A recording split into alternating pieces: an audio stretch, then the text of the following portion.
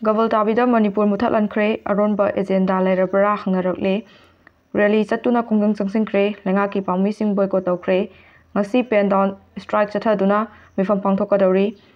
Manipur lengaki tourism department na sinduna ngasidagi horaga tha asigi kungamari fawba numit mangani chupna pangthokadaba Siroi festival hodokpagi thoram yawba chatluba pangmisingna tongba MSDSC gi basta thariba Manipur haiba wahai adu Indian Army gi Mahar Regiment na muthatlankre security force ki thodok adu Kuki Singga amadi India lengaki marakta aronba agenda ama leirabra haina maikai kayadagi hangarokli lebaki thoram abu tubu courage tauba chakhiba pangmisingda ayat apan pirakpa amadi Manipur state manung asida Manipur haiba wahai fawba sizinadba yadabagi fivam lakpa aduna maram oiraga pangmising Siroi festival hodokpagi paw lawramdana mafam adudagi line chenba Tata Magic tongduna press cup tana halarakre thodok asigi matangda amju amadi IGM na GMC meeting kauraba matung Manipur press cup tagi ras bubble fawba pangmising gi rally ama chatuna governor office da memorandum pisingkre hayeng pen down strike chathaduna AGMC general body meeting pangthokpaga loinana makhataba khunggang changsingadori thodok asi ngasi ayu pung 3 makhairom tarakpa matamda aduwaida thokhibani lebakna sinduna urkulda pangthokliba Siroi festival hodokpagi thoram asi pawlobiu haina Directorate of Information and Public Relations DIPR na ngarang che tharaktuna pawloba chakadaba pangmisinggi ming pikhalaknaba khanghalakhi pung kumari gi manungda governor na sangtokadabani PCK matam khara lepluraba matungda ngasidagi hoduna pangthokhinaba Siroi Lily Festival 2025 ki mangarak suba edition gi paw loba chatkhiba pangmisingna tongba Manipur transport bus ta wahai ahum khaki manungda yauriba Manipur haiba wahai asi kumjilaga chaluna trabadi chatpa yaroi haina central post singna athingba pirakpadagi pangmisingna lamkhangdagi halakhibagi thodokki matangda pung kumari gi manungda governor sengdokkadbni karigumba sengdoklaktrabadi wakhal manaba lupsinga khusinnaduna akanba khongjang changsalagani haina peace committee kangleifak Manipur nam pangmisingda phongdokre wafam asi ngasi morangda leiba hotel kangleipakta pangthopa pawgi mefamda committee asigi president kya haisra Rajeshna lusingba mihusingna phongdokkibani mahakna hai Manipurda thokliba irangsing asigidamak miyamgi wakhalda pendaba nungaitaba leiringai cherakta Siroi festival da mitai singna saruk yaba yaroi haina Kuki gi loop kayana thingba thamlaklaba natana leibaki bus tongduna chatpa fawwa yaraktrabadi fivam asidi Kuki militant singna taliba separate administration adu fangkhrabra haina chingnadaba ngamde lamdam sigi yellow fruit oriba naga singa punna khundanariba fruit sing asina leiriba mafam sing asi Manipur gi lamna trabra haiba wahang asisu hangki khwaidagi awangba thakta condemn tawi chenaba sing Manipur thadoktuna chakhibana chungani amuko Siroi festival gi pawloba chatliba pangmising gi tongba bus Manipur State Transport ki bus abubu Galapati da Indian Army ki Mahar Regiment personnel singna thalaba bus aduda tariba Manipur haiba wahai adu muthananaba chathakiba thodok adu khwaidagi awangba thakta condemn tawi masida order piriba mioising adu Manipur thadoktuna chakhibana chungani haina all Manipur United Clubs Organization amukona phongdorakli Mahar Regiment ki thodok condemn tawi Sibasena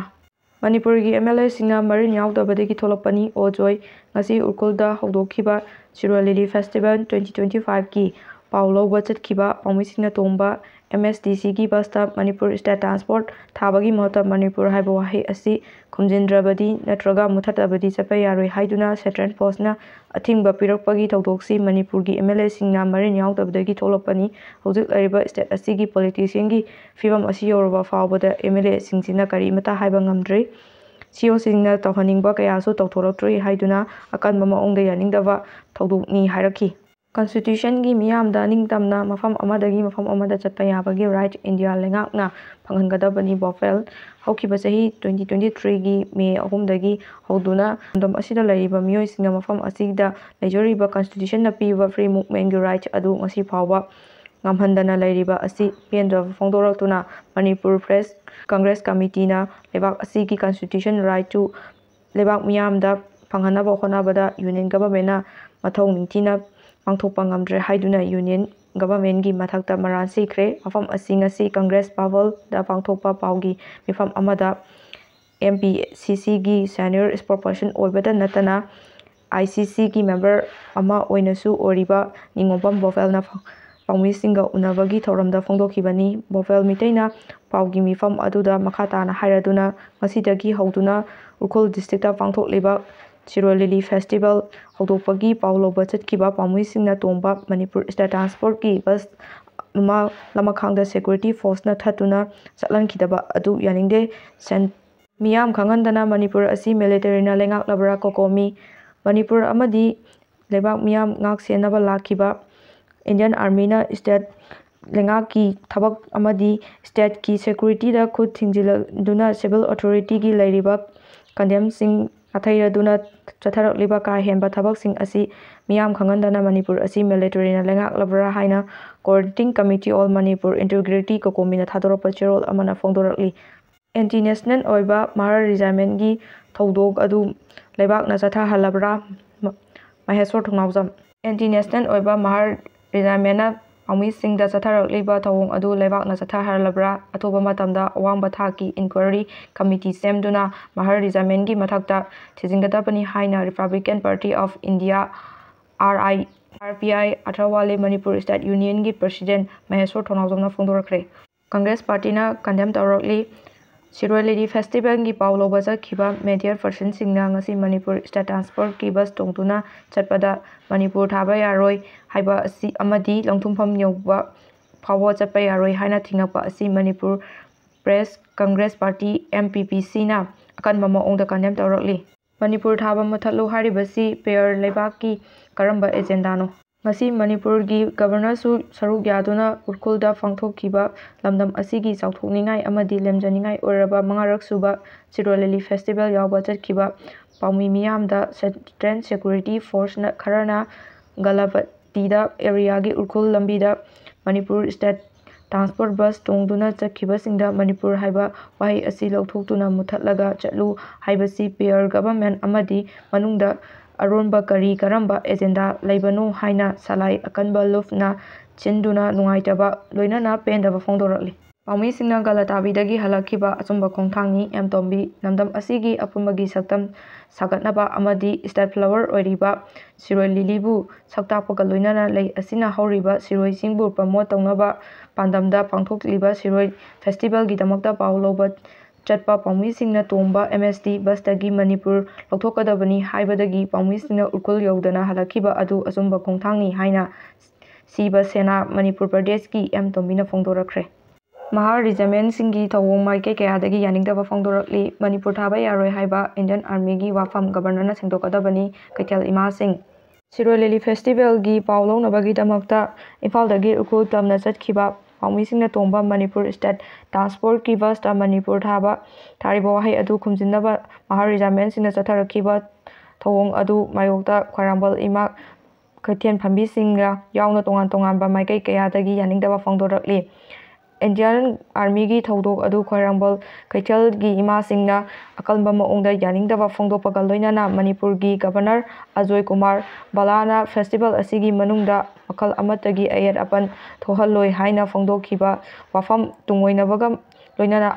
Indian ꯑꯥꯔꯃꯤꯅ ꯆꯠꯊꯔꯛꯂꯤꯕ ꯊꯧꯑꯣꯡ ꯑꯁꯤꯒꯤ ꯃꯔꯝꯗ ꯀꯔꯤ ꯑꯔꯣꯟꯕ agenda ꯂꯩꯕꯅꯣ ꯍꯥꯏꯅ ꯀꯩꯊꯦꯜꯒꯤ ꯏꯃꯥꯁꯤꯡꯅ ꯋꯥꯍꯪ ꯍꯪꯂꯛꯂꯤ꯫ ꯃꯅꯤꯄꯨꯔ ꯊꯨꯒꯥꯏꯅꯕ ꯍꯣꯠꯅꯕꯗ Indian ꯑꯥꯔꯃꯤꯕꯨ political agent ꯑꯣꯏꯅ ꯁꯤꯖꯤꯟꯅꯔꯕ꯭ꯔꯥ? ꯀꯪꯂꯩꯄꯥꯜ ꯏꯪ ꯇꯞꯄ ꯄꯨꯔꯛꯅꯕ ꯍꯣꯠꯅꯕꯗ ꯊꯨꯒꯥꯏꯅꯕ ꯍꯣꯠꯅꯔꯛꯄꯅꯤ꯫ ꯔꯥꯃꯦꯁꯣꯔ ꯎꯀꯤꯜꯁꯤꯡꯅ ꯒꯂꯇꯥꯕꯤꯒꯤ ꯊꯧꯗꯣꯛ ꯄꯦꯟꯗꯕ ꯐꯣꯡꯗꯣꯔꯛꯂꯤ꯫ ꯃꯅꯤꯄꯨꯔ ꯂꯩꯉꯥꯛꯀꯤ ꯂꯨꯖꯗꯕ ꯊꯧꯑꯣꯡ ꯇꯦꯔꯣꯔꯤꯁꯁꯤꯡꯒꯤ ꯃꯈꯥꯗ ꯂꯩꯔꯕ꯭ꯔꯥ? ꯕꯤꯔꯦꯟꯅ ꯂꯨꯆꯤꯡꯕ ꯂꯩꯉꯥꯛ ꯑꯃ ꯂꯩꯔꯝꯕꯗꯒꯤ ꯁ꯭ꯇꯦꯠꯁꯤꯗ ꯄ꯭ꯔꯁꯤꯗꯦꯟꯠ ꯔꯨꯜ ꯂꯥꯛꯈ꯭ꯔꯕ ꯃꯇꯨꯡ ꯁꯦꯟꯇꯔꯅ ꯁꯥꯁꯟ ꯇꯧꯕ ꯁ꯭ꯇꯦꯠ ꯑꯁꯤꯗ ꯁꯣꯏꯗꯅꯃꯛꯀꯤ ꯁꯥꯟꯇꯤ ꯍꯟꯖꯤꯜꯂꯛꯀꯅꯤ ꯍꯥꯏꯕꯒꯤ ꯌꯥꯝꯅ ꯆꯥꯎꯅ ꯊꯥꯖꯕ ꯃꯅꯤꯄꯨꯔꯒꯤ ꯃꯤꯌꯥꯝꯅ ꯂꯩꯈꯤ꯫ ꯁ꯭ꯇꯦꯠ ꯑꯁꯤꯒꯤ ꯃꯤꯌꯥꯝꯅ ꯊꯥꯖꯅꯔꯝꯕ ꯑꯗꯨ ꯑꯣꯟꯅ ꯇꯩꯅꯕꯗ ꯁꯦꯟꯇꯔꯗ ꯂꯩꯔꯤꯕ ꯂꯩꯉꯥꯛ ꯑꯁꯤꯅ ꯃꯅꯤꯄꯨꯔꯒꯤ ꯃꯤꯌꯥꯝꯕꯨ ꯇꯞꯅ ꯇꯞꯅ ꯅꯥꯊꯩꯅꯕ ꯍꯣꯠꯅꯕꯒꯤ ꯃꯃꯤ ꯆꯥꯎꯅ ꯇꯥꯔꯛꯂꯤ꯫ ꯃꯅꯤꯄꯨꯔ ꯑꯁꯤꯗ ꯀꯨꯀꯤ ꯇꯦꯔꯣꯔꯤꯁꯁꯤꯡꯅ ꯀꯟꯇ꯭ꯔꯣꯜ ꯇꯧꯕ ꯁ꯭ꯇꯦꯠ ꯑꯃꯒ ꯄꯥꯡꯀꯛ ꯑꯣꯏꯈ꯭ꯔꯦ꯫ ꯀꯨꯀꯤ ꯇꯦꯔꯣꯔꯤꯁꯁꯤꯡꯅ ꯃꯅꯤꯄꯨꯔ ꯊꯨꯒꯥꯏꯅꯕ ꯍꯣꯠꯅꯕꯇ ꯅꯠꯇꯅ ꯅꯦꯁꯅꯦꯜ ꯁꯦꯀ꯭ꯌꯨꯔꯤꯇꯤꯗ ꯌꯥꯝꯅ ꯆꯥꯎꯅ ꯑꯀꯥꯏꯕ ꯄꯤꯔꯦ ꯍꯥꯏꯕꯁꯤ ꯚꯥꯔꯠ ꯂꯩꯉꯥꯛꯅꯁꯨ ꯈꯪꯅ ꯀꯔꯤꯃꯠꯇ ꯇꯧꯕ ꯉꯝꯈꯤꯗ꯭ꯔꯦ꯫ Samna hairabada hojik leiriba senterna sasan tawriba Manipur lengak asi thawong asida khwaidagi lujadaba thawong amani haina miyamgi thamoida faunare Kuki militant singi makhada President Rungi lengak asi leirabra haibagi wafam phawba phongna hangnarakle khwaidagi nungaitaba thawdok ama oribasi ngarangdagi hongduna pangthokkadoiba manga suba Sirolili Festival bu Encourage tawnabagidamakta Department of Information and Public Relations na sinduna Transport Department gi bus Manipur State Transport State asigi pangmisingbu ayu anganbadagi urkol tamna puraga chatki adubu pangmisingna tongliba MSDC bus tudu Galipati tabi Europa matamda mafam aduda leiramba Central Post amadi Maha-Regiment team amana pangmisingna tongliba bus adu khamalaga loinana bus aduda thariba Manipur State Transport haiba adugi Manipur haiba wahai adu lawtholaga natraga khumjelaga Sirolili Festival pangthokliba ukulda chapa yagani natragadi chapa yaroi haina athingba piki